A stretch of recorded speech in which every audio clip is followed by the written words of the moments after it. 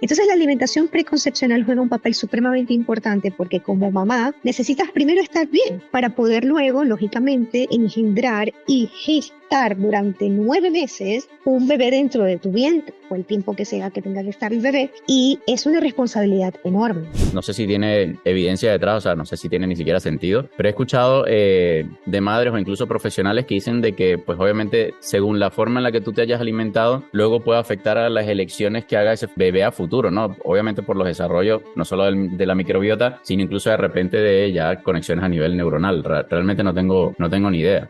No es solamente la unión del óvulo con el espermatozoide, ¿no? Es también entender cuál es la carga genética, y no solamente de genes, sino que vamos a hablar también de la epigenética que papá y mamá traen. Cómo se alimenta mamá, cómo se alimenta papá, cómo vive mamá, cómo vive papá, si tiene algún estrés y todo esto preconcepcionalmente. Y evidentemente eso va a influir luego en el resto del embarazo. María José, bienvenida, ¿cómo estás? Muy bien, muchísimas gracias, todo muy bien. ¿Y tú cómo estás? Mira, yo te invité a ti, pero vienes acompañada. Así que, bueno, si quieres, antes de presentarte tú, bueno, voy a poner un poquito en contexto. Así que, bueno, tiene un sentido, ¿no? Que tenga, que esté presente también tu hija, porque vamos a hablar justamente de alimentación en los niños. Creo que es un tema bastante importante que preocupa seguramente a muchas madres allí fuera y donde hay seguramente mucha desinformación y muchos mitos también detrás. Entonces, por eso obviamente, bueno, también bienvenida a tu compañera. Antes de que te presentes tú, preséntala a ella, por favor, y luego te presentas tú para Bueno, quienes no claro, te conozcan, sepan quién es María José en redes sociales como de Puramente. claro que sí. Bueno, ella es Laura, mi hija Laura García Navas, tiene 6 meses, nació el 28 de febrero de este año 2023, súper saludable, viene súper, digamos, como que muy adelantada para la experiencia que uno trae como mamá. Esta es mi segunda bebé, mi primera, la mayor, tiene 9 años, se llama Sara. Y bueno, yo soy María José Navas Blanco, soy médico venezolano, soy cirujano general y soy la creadora y fundadora de un programa que se llama Depuramente, que justamente comenzó en el tiempo de pandemia, mientras estábamos en ese blackout, todos encerrados en casa. Y comienza porque personalmente yo venía padeciendo de patologías digestivas desde hace décadas. Cuando hablamos décadas, comenzamos desde el 2006, cuando tengo el diagnóstico de colitis ulcerosa, esófago de Barrett, incluso llegué a tener un diagnóstico de cáncer de estómago, el cual por suerte se pudo revertir porque fue por la mismo crecimiento de Helicobacter pylori en reiteradas oportunidades con síntomas que yo normalicé. Y al mismo tiempo mi marido con malos hábitos de vida, también con obesidad, diabetes, en fin, teníamos una casa supremamente llena de enfermedades y mi hija mayor en ese momento comenzó también a tener problemas digestivos. Entonces dijimos, bueno, hay que buscar un cambio porque definitivamente no, lo que estamos haciendo no nos está funcionando.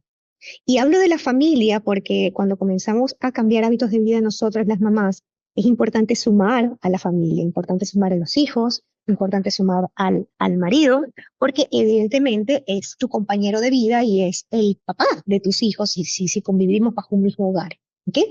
Desde ese momento de puramente del 2020, ¿sí? Que comenzó con todo esto, he ayudado a más de 600 mujeres, hombres y mujeres en el mundo porque mis consultas son online, a cambiar hábitos de vida. Porque te cuento que no es simplemente buscar la dieta, ¿no? La dieta de moda para bajar peso. Es simplemente, y es lo que hoy por hoy, gracias a que las plataformas nos permiten no tener límites y fronteras, las personas han entendido. Y es que la realidad es que justamente hoy lo que necesitamos es cambiar todo. Nuestra manera de alimentarnos, darle importancia al descanso, nuestra manera de relacionarnos con nuestros familiares, la manera de relacionarnos con el sol, de la naturaleza, con tantas cosas que podrán ser muy básicas, pero a la hora de la verdad terminaron alterándonos nuestras vidas porque nosotros no fue que fuimos de la mano de ellos, sino al contrario, nos fuimos alejando de la realidad y de lo que realmente hizo y ha hecho que nosotros como hombres evolucionemos. Luego, desde hace aproximadamente año y medio, en vista de que mi Instagram, que es la ventana hacia el mundo, comenzó a llenarse como que de más mujeres y ante tanto interés de las mujeres, además me sumo que ya yo estoy también atravesando una etapa muy importante en mi vida, como es la premenopausia, decidí crear un programa que se llama PAIF, es Programa de Atención Integral Femenina, y a la cual se han sumado muchísimas mujeres de las diferentes etapas, tanto jovencitas, pero realmente lo que más se ha sumado son mujeres por encima de 40 años, que han comenzado a experimentar sensaciones y síntomas que no son muy agradables y que efectivamente, si no hacemos cambios en todos los ámbitos de nuestras vidas, nuestra calidad de vida se pone en tela de juicio y no la estamos pasando bien. Entonces, prácticamente ese es el resumen y me siento súper feliz y súper contenta de poder tener este encuentro contigo acá ahora.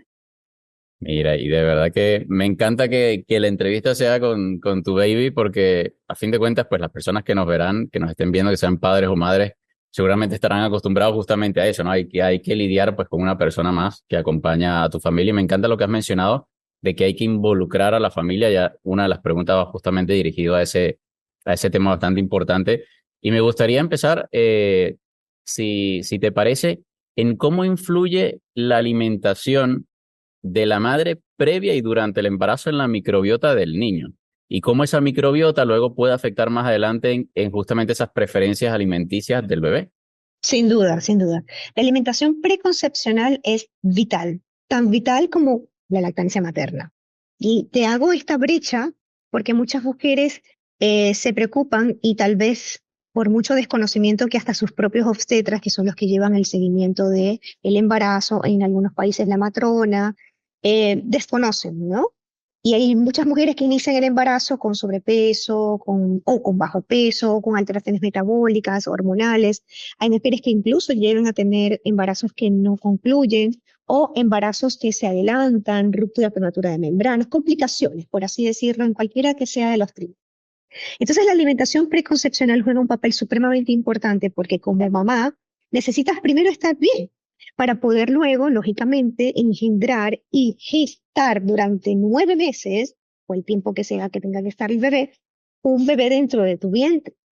Y es una responsabilidad enorme. Si bien nosotras las mujeres estamos fabricadas y diseñadas para eso, algunas decidirán si quieren, otras no, no es solamente la unión del óvulo con el espermatozoide, ¿no?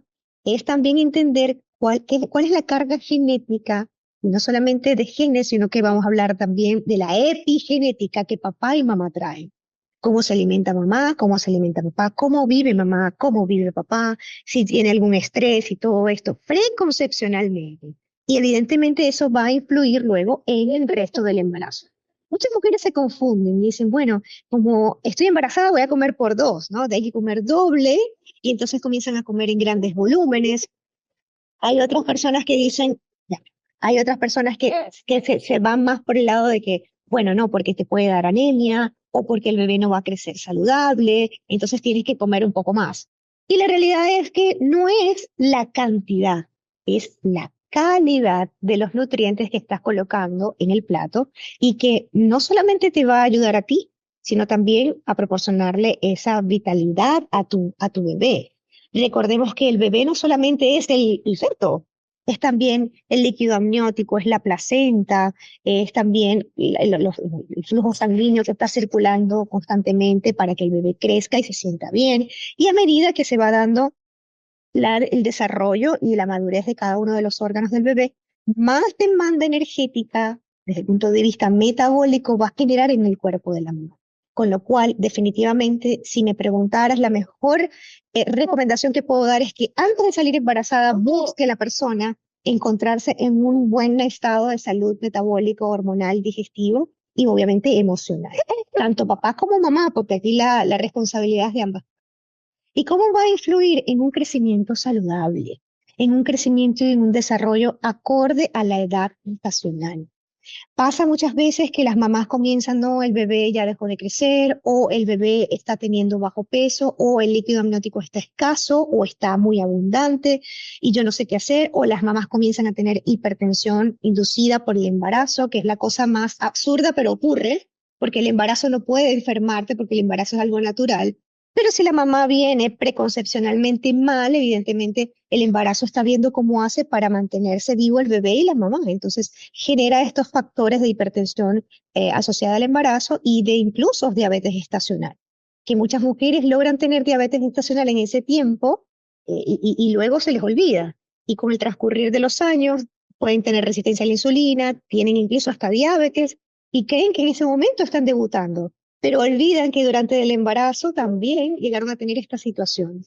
Entonces, hormonalmente, hay una especie de desequilibrio, pero no es un desequilibrio patológico, es un desbalance natural y fisiológico donde comenzamos a vivir diferentes experiencias. Pero ¿qué pasa si no estás colocándole los nutrientes ¿Qué pasó, Laura? Tú también quieres intervenir. ¿Sí? Los nutrientes esenciales, que son básicamente macronutrientes y micronutrientes. Y de estos macronutrientes, los más importantes para la formación de lo que tiene que ver con todos los órganos y sistemas de nuestro bebé son, número uno, las grasas saludables y las proteínas de alto valor biológico, proteína animal. ¿Ok? Sí habrán sus mamás con el veganismo y vegetarianismo, yo eso lo respeto, pero tengo ciertas, digamos, diferencias, ¿no? Cosa que puede ser más común porque todo el mundo tiene diferencias. Pero básicamente estos dos macronutrientes son vitales. No necesitamos, no son esenciales consumir carbohidratos, ¿ok? De hecho, la experiencia que yo tuve en los 9 meses fue muy buena porque ya yo traigo 6 años en este estilo de vida y no tuve que hacer ningún ajuste, David. O sea, yo no tuve que decir, bueno, ahora tengo que tener un comer más limpio o ahora tengo que dejar estas cosas. ¿Qué quiere decir, Laura? ¿Te gustó en la pancita de mami comer todo lo que comió mamá? Y de verdad que uno se siente tan lleno de energía comparado con mi primer embarazo. Todas las tardes me daba sueño, yo con este embarazo me sentí súper feliz, súper energética. Y mi comida es mi gasolina, es mi día a día. Preconcepcionalmente y durante el embarazo. No hay que hacer modificaciones de restricciones, ni tampoco comer por dos. Simplemente ser coherente, consciente y escuchar las señales de saciedad. Algo también importante, que a veces el digo o la mamá que hace primera vez no lo sabe porque no la ha experimentado, y es que el útero comienza a crecer porque el bebé comienza a crecer. Y si te acostumbras a comer cada 2 horas y encima comida que no te da aporta nutrientes, vas a tener síntomas como vómitos, náuseas, vas a estar cansada, y ahí comienza el diagnóstico de hiperemesis gravídica. Entonces, esta mujer que está constantemente vomita y vomita y vomita, a las personas que tenemos un estilo de vida antiinflamatorio, donde reconocemos que los carbohidratos no son esenciales y que nuestra parte esencial radica en las proteínas de alto valor biológico y en las grasas, no padecemos de eso, no padecemos. No es que somos supermujeres, ¿no? Pero tenemos algo que no genera inflamación. Y de por Claro, sí el tienes una embarazo, ventaja.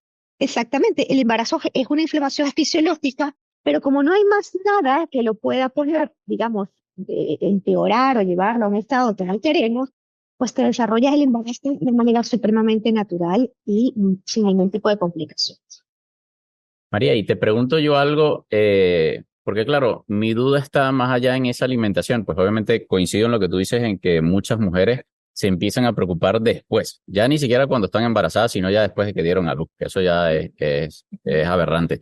Pero mi pregunta es, ¿cómo puede llegar a afectar mm, justamente esas elecciones de la madre? ¿Cómo puede afectar a futuro si llega incluso a implicar, obviamente, en el desarrollo de la microbiota, bueno, del niño como tal y de la microbiota también del bebé?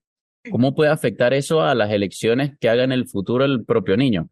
Te lo digo porque he escuchado, no sé si tiene evidencia detrás, o sea, no sé si tiene ni siquiera sentido, pero he escuchado de madres o incluso profesionales que dicen de que, pues obviamente, según la forma en la que tú te hayas alimentado, luego puede afectar a las elecciones que haga el bebé a futuro, ¿no? Obviamente por los desarrollos, no solo de la microbiota, sino incluso de repente de ya conexiones a nivel neuronal. Realmente no tengo ni idea.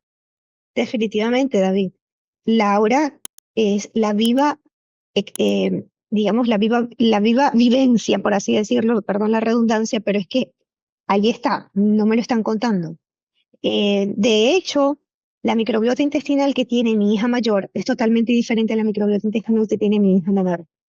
A pesar de que ambas nacieron por cesárea, ya sabemos que hay alguna alteración porque, bueno, ya no pasa por el canal vaginal y entonces no va a agarrar parte de los microorganismos que se necesitan para crear inmunidad en el bebé. Pero bueno, dentro de todo, gracias a la epigenética podemos hacer modificaciones tanto para bien como para mal. Entonces, la microbiota intestinal que tiene hoy día mi hija mayor es una microbiota que está muy lábil y por cualquier cosa genera intolerancia, sensibilidades, inflamación. Y por eso decidimos también sumarla al cambio de hábitos de vida y por eso ella está como está y se siente cada día mejor. Y la microbiota que trae Laura, te digo que es totalmente diferente. Primero, por la elección de las comidas. Mi hija comenzó la lactación o la alimentación complementaria a partir del cuarto mes, es lo que te sugieren acá en Estados Unidos. Yo lo veía como muy precoz. Yo comencé a dar lactancia materna, ni bien nació mi bebé, yo creo que al minuto 30 de haber nacido Laura, ya yo estaba dando lactancia materna. Se me hizo mucho más fácil porque ya no soy primera vez, por primigesta. Y desde entonces estuve en lactancia materna exclusiva. Cuando el doctor me propone que comience la alimentación complementaria, yo tuve cierto miedo, porque no porque les fuera a caer mal los alimentos, por el contrario, sino porque está ese mito de que, bueno, tienes que dar lactancia materna exclusiva hasta los 2000 días de nacido del bebé, o sea, 2 años, casi 3 años. Y yo como que quería estar allí, pero a veces, David, uno tiene que ser muy coherente, esa palabra que tú sabes que a mí me encanta hablarla, y pensar que tú no eres igual a todas las demás. Y hay mamás que tienen una producción de leche impresionante y pueden hacer incluso hasta bancos de leche. Yo no era de esas mamás, pero como trabajo en casa, tengo la posibilidad de que todas las veces que Laura me pedía, yo se lo podía dar. Entonces, cuando comenzamos la alimentación complementaria, yo tuve cierto recelo para no eh, quitarle la lactancia, porque algo dentro de mí como mamá me decía a mí que cuando mi hija comience a probar otros alimentos, evidentemente los va a preferir. Y no quiere decir que, bueno, esos alimentos no le van a dar la nutrición que ella necesita, pero como es complementario, yo dije, bueno, nada, a ver, la sigo con la lactancia y todo, pues sí, cuarto mes. Entonces, lo primero que probó Laura, que nosotros le dimos a probar, fue un pedazo de carne roja, que la dejamos rojita por dentro como globina, porque nosotros nos tenemos así. Y se la dimos a probar y comenzó como que esto era lo que yo quería, como una avidez como el que toma agua porque tiene sed. Y tengo videos de eso, nadie me lo contó. Y mi esposo y yo dijimos, wow, bueno, trae memoria preconcepcional y durante el embarazo. Luego seguimos y progresamos entonces al huevo, progresamos al aguacate que me encanta, progresamos al pescado, a las sardinas, productos del mar. Hoy día mi hija come lo mismo que comemos nosotros. Yo no tengo una alimentación especial. Por ahí, como mamá, te decía que puedo hacerle, qué sé yo, pancakes o waffles, algo con harina de almendras o con harina de coco, pero es muy eventual. Y evidentemente le va a llamar la atención textura, comienzo a hacer baby led weaning, otras cosas, se las da otros alimentos por cuchareo, pero dentro de todo, ella está perfecta y viene creciendo muy bien. Y cada vez que vamos al pediatra, el pediatra me dice, wow, ella viene muy bien. Sí tuve cierto, como dicen, encontronazo, por así decirlo, porque el pediatra acá me decía, tiene que comenzar con cereales. Y yo le dije, doctor, nosotros no consumimos cereales, nosotros somos carnívoros. Y si el hombre evolucionó con la caza, la pesca y la recolección, ¿por qué mi hija va a comenzar a comer con cereales? Y recuerdo, David, que me dijo algo tan incoherente que yo después dije, María, cállate, no".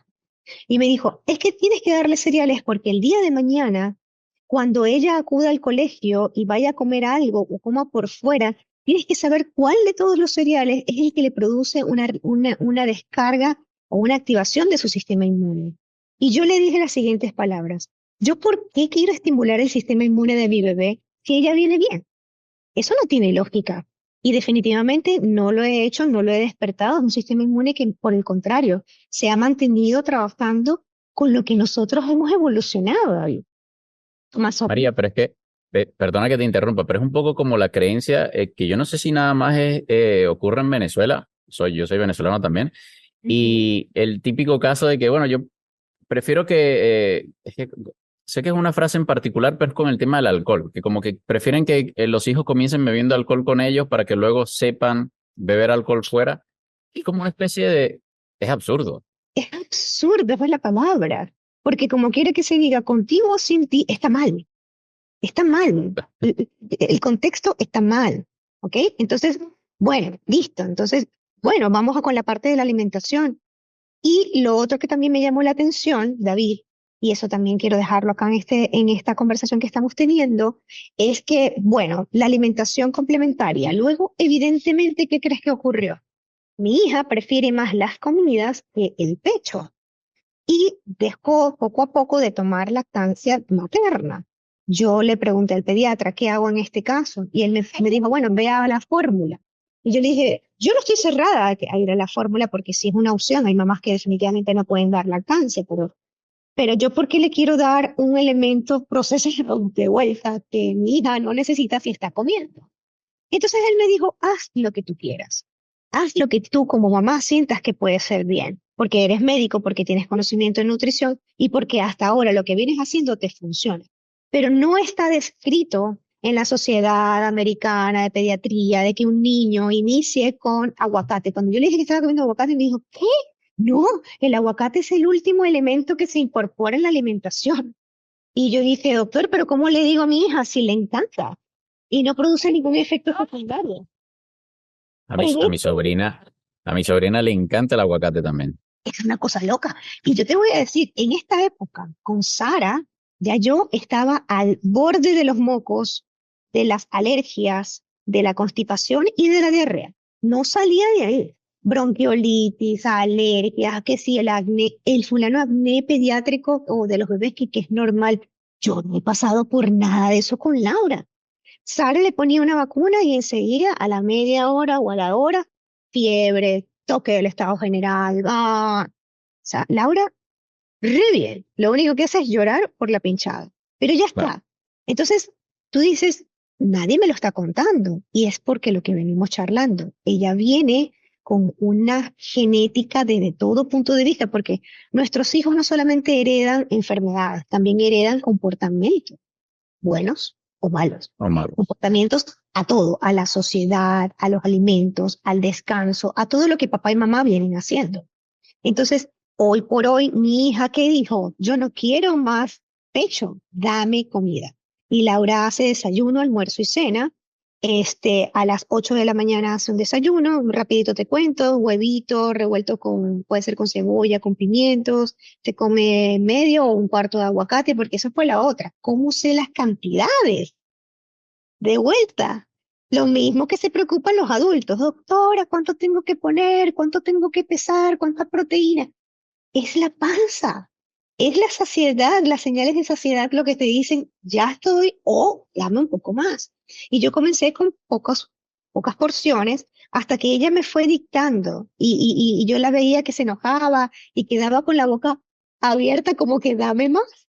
Entonces, bueno, ponía un poquito más hasta que hoy día ya me doy cuenta que es lo que le gusta, que es un huevo completo, puede ser duro, estrellado, cualquier forma, pero siempre yo se lo pongo allí. Y evidentemente no habla, pero David, ¿para qué hablar si con los gestos lo tienes todo, no? Hay nenes que le escupen la comida a la mamá porque no les gustan, hay nenes que son difíciles de comer, son medio piquis, mi hija no es así. Yo no estoy diciendo que sea perfecta, quiero que las mamás que luego vayan a ver esto vayan a decir, ay, no, la doctora que tiene una hija perfecta. No, pero si venís haciendo las cosas bien preconcepcionalmente durante el embarazo, ten por seguro que tu hijo va a venir con las mismas formas de alimentarte que tú. Si te alimentas de porquería, tu hijo te va a pedir lo mismo. Eso era lo ¿Sí? que te iba a decir, porque a eso era lo que quería llegar. Que muchas veces los padres piensan que son un poco piquis los hijos, pero claro, son piquis ¿por qué? Porque tú quieres que ellos coman lo que tú nunca has comido, lo que no comiste previo al embarazo, durante el embarazo y seguramente ya no comes después de haber dado a luz.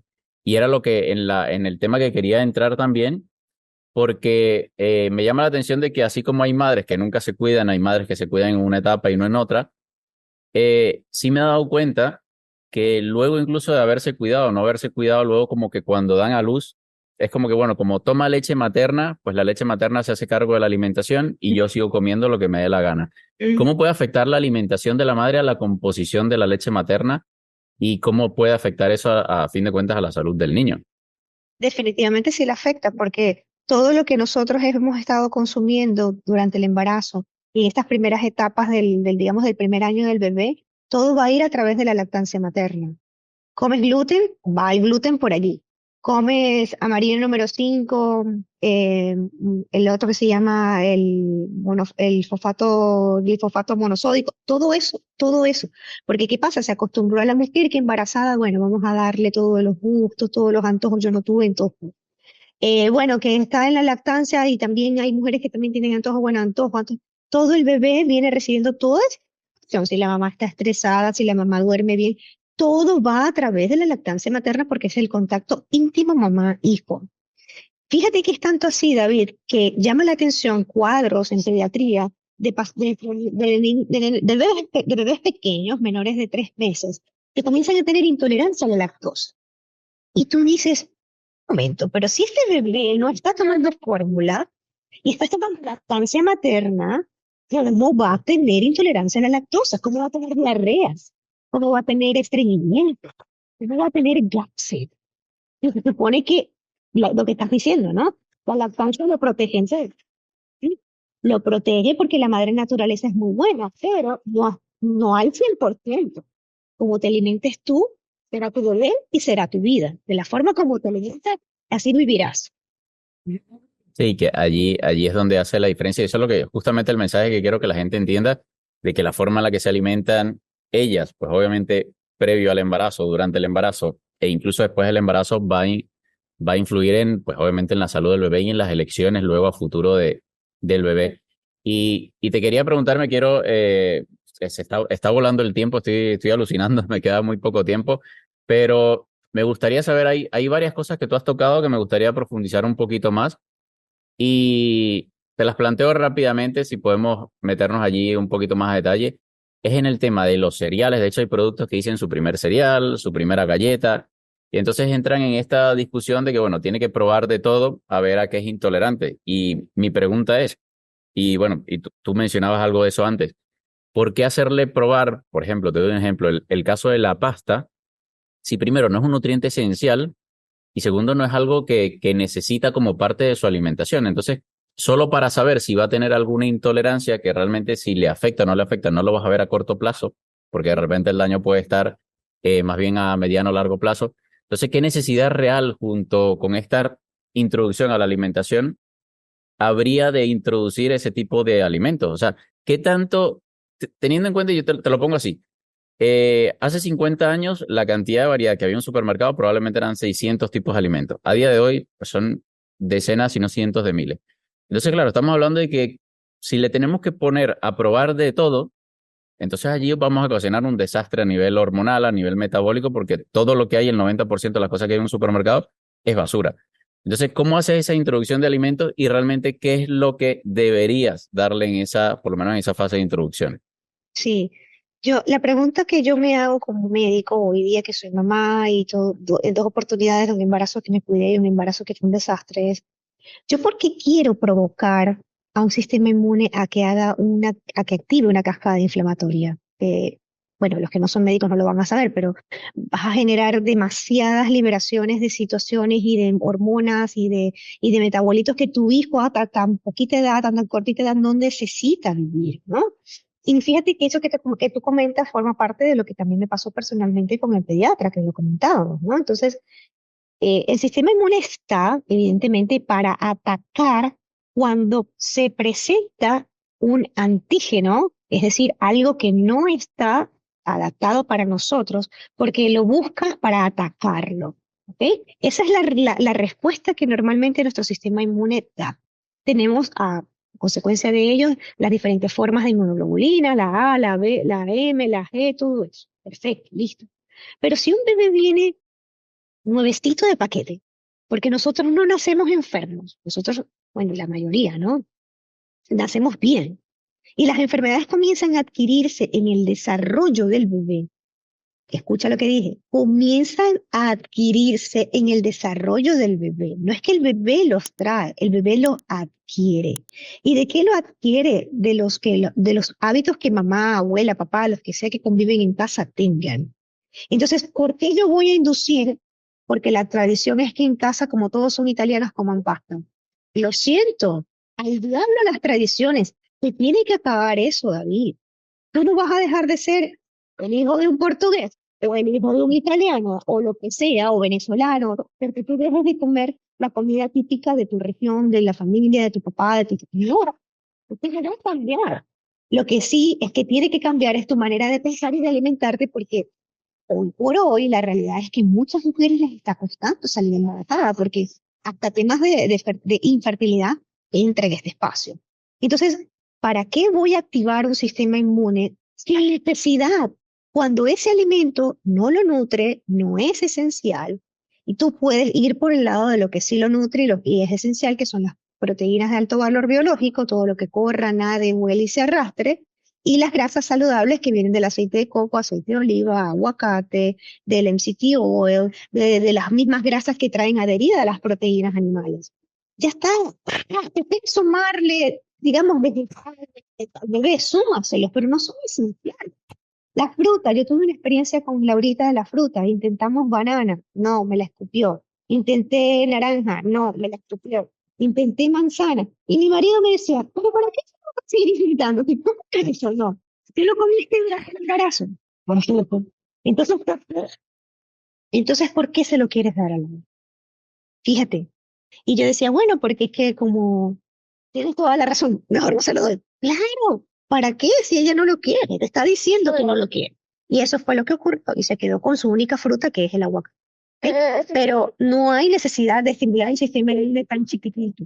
No hay. El sistema inmune debería estar para lo que se necesite en el momento adecuado. No tenerlo constantemente, trabaja, porque comienzan las enfermedades autoinmunes.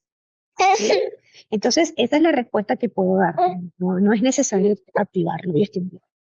María, ¿y por qué crees que hay como un miedo, obviamente infundado, ¿no? A la carne? Y por otra parte, ¿cuál es el problema? Porque yo veo que por lo menos durante las investigaciones de Weston Price, que literalmente se recorrió el mundo viendo la deformación, la degeneración a nivel físico y el problema de las caries, se daba cuenta de que pues justamente el poco desarrollo que tenemos a nivel maxilar, pues justamente se debe a que todo se lo estamos dando a los niños en papillas. Entonces, obviamente, si le tenemos miedo a las carnes, lo más probable es que termines dándole todo a tu hijo en papillas porque es puré de tal y puré de lo otro. Entonces, ¿cuál es el problema de no incluir la carne porque hay un miedo infundado y el problema de que le demos todo pues en esa textura que él al final no le ejercita ni siquiera los maceteros? Tal cual, tal cual. A ver, esto es más que todo un mito, bueno, porque a la hora de la verdad, si papá y mamá comen carne, porque el niño puede comer carne, ¿no?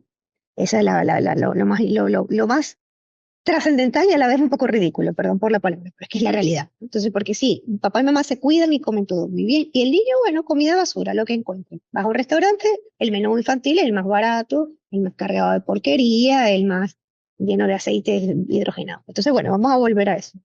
Prácticamente el temor es porque la gente tiene como que cierto recelo, porque, bueno, cuidado, mira, tiene cierto recelo porque por ahí te dicen, bueno, de repente le puede dar problemas digestivos. ¿No? Si nuestro sistema digestivo está diseñado para eso.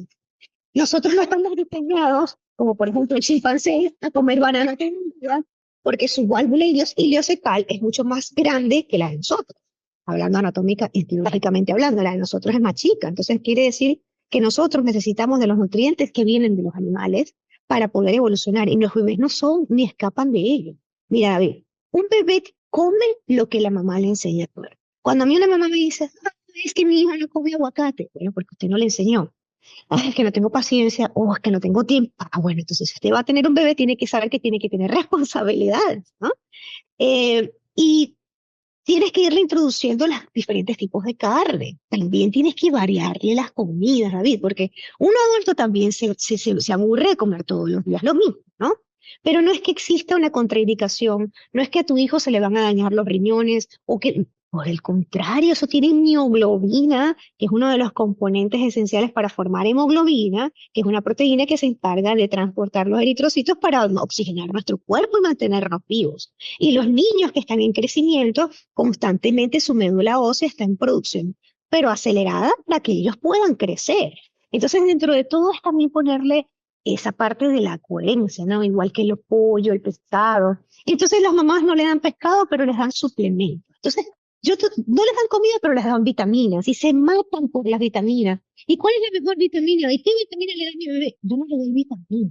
La vitamina está en las carnes, en el huevo, en el aguacate, ahí es donde está. Entonces, mira que lo irracional e ilógico, ¿no? No le das comida, pero te matas por buscar cuál es la mejor vitamina que tenga todas las vitaminas porque el bebé lo necesita para crecer. No, el bebé no necesita de eso que además están llenos de azúcar, dicho sea de paso.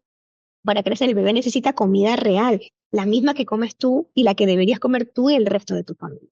Parte de los maceteros, rapidito te digo, también por facilidad, porque las mamás no tienen tiempo, porque, ay, no, qué aburrido, se toma mucho tiempo para comer.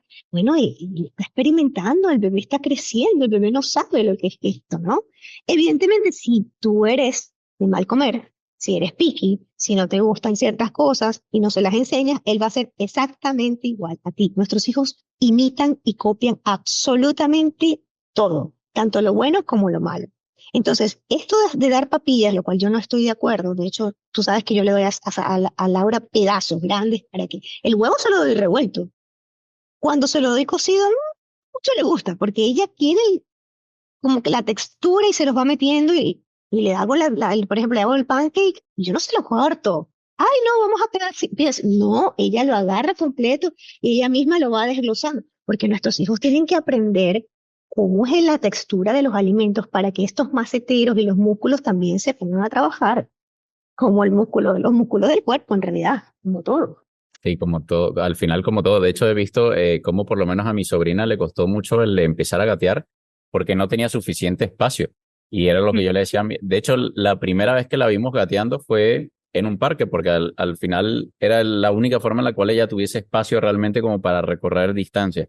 Tal cual. Entonces, de hecho, bueno, el tema lo he hablado antes también en algún episodio del podcast con Rubens, que está especializado en la parte motora del cuerpo. Él me dice, uno de los errores que cometen, por ejemplo, los padres es utilizar, no recuerdo cómo era que se llamaban en Venezuela, las andaderas, porque al Caderas. final le quitas justamente pues ese Sí. impacto, esa presión que necesitan los huesos para desarrollarse. Acá no te las recomiendan, acá lo que te recomiendan son juguetes que ella pueda empujar. O sea, que se paren dos y Claro, así que no haya tú gozara tracción. también. Que haya exactamente lo que uno hace en el CrossFit, que es empujar. Exacto. Entonces, y Mira, ya ella trae eso en sus genes, en entonces sus lo genes, hace. claro, la mamá crossfitera. Mira, y allí es muy bonito ver justamente ese desarrollo. Me imagino que bueno, daría para un episodio completo y seguramente te invitaré para el podcast para seguir extendiéndonos en esto porque me gustaría adentrarme mucho más en lo que ha sido tu experiencia con tu primera hija y lo que ha sido tu experiencia con la segunda, porque sé que hay bastante diferencia. Pero me quedé sin tiempo, de hecho ya estoy sobregirado, pero me gustaría terminar, María, si te parece diciendo, o sea, o haciéndoles entender a las personas lo siguiente, entendiendo que nuestro cuerpo, y básicamente lo que hemos hablado aquí a lo largo de la conferencia, que nuestro cuerpo no solo se nutre de los alimentos, ¿cuál es la importancia de exponer a los niños a la luz solar, de que hagan grounding, del aire fresco, el contacto con la naturaleza? Yo creo que ya con eso podríamos cerrar para que la gente entienda de que la nutrición va mucho más allá de lo que hemos hablado aquí en este ratito, Tal sino cual. que hay que darle todo lo demás. Mira, la importancia es que duermen toda la noche. No te digo más nada. Mamás Ya, que se preocupan, ay, que no duerme, se despierta, no sé cuánto. Porque como él es varón, ahí está la otra. Como es varón, no duerme corrido. Cuando es nena, sí duerme. No, esas son cosas que la gente tiene metida en su cabeza, ¿ok? Si tú les pones al sol, si le pones a que ponga los piecitos en el cemento o en el césped, que ella abrace un árbol, que toque el árbol, las texturas del árbol. Yo quisiera tener a alguien que me pudiera grabar todo el día, porque yo hago todas estas cosas con Laura, pero evidentemente no tengo manos como para hacer todo esto, ¿no? Contactar con su perrito, con la mascota también, los niños también, eso también les ayuda a liberar oxitocina que reciben de mamá y oxitocina que también reciben por todos lados y dan, porque comienzan a entender que ellos también pueden dar, ¿ok? La exposición solar es vital, tanto desde que está en la panza, porque yo en panza también me exponía, panza arriba, y desde que nacen, toda la vida. Si Laura abre los ojos y lo primero que hago es sacarla al balcón para que reciba la luz solar. Y mi hija duerme 10 a 12 horas en la noche. Y lo correcto. descubrí, claro, corrido, y lo descubrí porque yo decía, ¿qué más falta? Yo me alimento bien, le doy lactancia materna, está con esto, con aquello. Y ya sé, yo no la estoy exponiendo tantas veces al sol, porque a veces en la mañana con el día a día de la dinámica se me pasa. Y dije, no. Entonces, me he creado una rutina. Hago meditación y exposición solar con ellos. Al mismo tiempo que lo hago yo, lo hace ella. Entonces, ese es el mejor resultado, que el bebé te duerme corrido. Y la que tenga la duda, que lo haga y va a ver cómo le va a comenzar a mejorar el ritmo circadiano. Nuestros bebés también tienen la glándula pineal.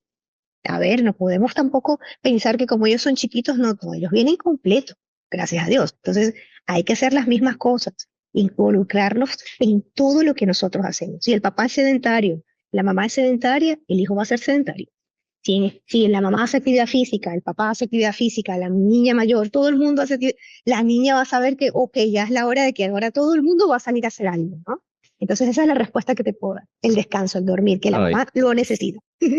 y me encanta lo que tú comentas de que a fin de cuentas, que creo que es la conclusión con la que quisiera que se quedase la mayoría, y es de que el niño va a ser en mayor parte lo que tú hagas. O sea, no pretendas de que tu hijo haga actividad física si tú no haces, no pretendas que tu hijo coma bien si tú no comes bien, porque al final aprenden por imitación. Así que ha sido un placer, María, tener, bueno, como invitada a Laura, primero que nada, luego a ti. Lamentablemente, prioridades son claras, primero Laura, después a ti. Y de verdad que ha sido un Es gustazo. la más nueva. Me he quedado con muchísimas dudas, pero bueno, ya te invitaré en otra ocasión también para el podcast para que ampliemos información. Así que nada, dejo los últimos segundos para ti. Ya te iba a llamar Laura. Voy a tener que entrevistar en algún momento a Laura. A ti, María, para que Pero la puedes entrevistar también, que ella también tiene muchas exacto. ganas de contar la diferencia. Para la Ella próxima vez también. nos traemos a Sara. Mira, Ajá, María, para que seas tú, bueno, quien se despida los segundos que creas necesario para que les recuerdes a todos donde pues pueden seguir aprendiendo de ti y de toda tu claro. experiencia como mamá. Gracias, David. Primero, agradecerte a ti, porque yo sé que estas plataformas generan muchísima información, sobre todo a la desinformación o a la sobreinformación que confunde a las mamás hoy día, ¿no? También quiero aclarar, hacer un disclaimer, que yo no soy pediatra, yo no voy a ir en contra de lo que tu pediatra te dice. Yo lo que quiero a través de estos podcasts que ya hemos hecho en otras oportunidades es que te pongas activa, a que seas más activa, dejes de ser la mamá pasiva que solo recibe información y ejecuta. No, es que te pongas a buscar, a leer y que más allá de que el doctor aún ni te diga que no, descubre cómo es tu hijo, descubre la esencia, intenta hacer cosas que tú hagas y que él las comience a hacer. Cuando tu bebé está comiendo, y esto también es importante, tu hijo tiene que comer a las mismas horas que están en el grupo familiar. Eso de que el bebé come aparte, solo con la mamá y el grupo familiar aparte, no, el bebé forma parte del grupo familiar y de tu familia y de tu bebés. ¿Sí? Entonces, estas son cositas que uno comienza a aprender y a medida que pasa el tiempo, uno las comienza a madurar, porque ellos son fabulosos, ellos se adaptan a todo. Y así quiere despedir también, ya tiene sueñito. ¿Ves? Entonces, agradecerte por esta oportunidad a todas las personas que quieran cambiar hábitos de vida preconcepcionalmente o ni siquiera tienes la idea de que vas a tener un bebé. No, no esperes llegar el momento de tener un bebé y entonces comiencen los problemas o de repente no, pero ve y llega ahí ese momento en la mejor condición posible, porque la edad es un número. Y a mí me decían, no, alto riesgo, y era alto riesgo por el número, pero no porque yo tuviese una condición como tal que me predispusiera, puede ser la palabra, o a tener algún tipo de desarreglo o nada, por el contrario. Otra cosa importante y antes de despedirnos, la mamá embarazada es una mamá que puede seguir haciendo actividad física, que debe seguir haciéndola. Yo hice pesas durante todo el tiempo, claro, no voy a comparar, pero bueno, hay mamás que dicen, bueno, será porque el doctor me dice que no, o de repente tengo miedo. Consúltalo con tu médico, vuélvete activa y con eso vas a ver muchas diferencias. Si me quieren contactar a través de en Instagram, en @depuramente, por Facebook también, en mi página web depuramente.com. Y ahí las recibo con mucho cariño y mucho amor. Muchísimas gracias, María. Gracias a ti, David.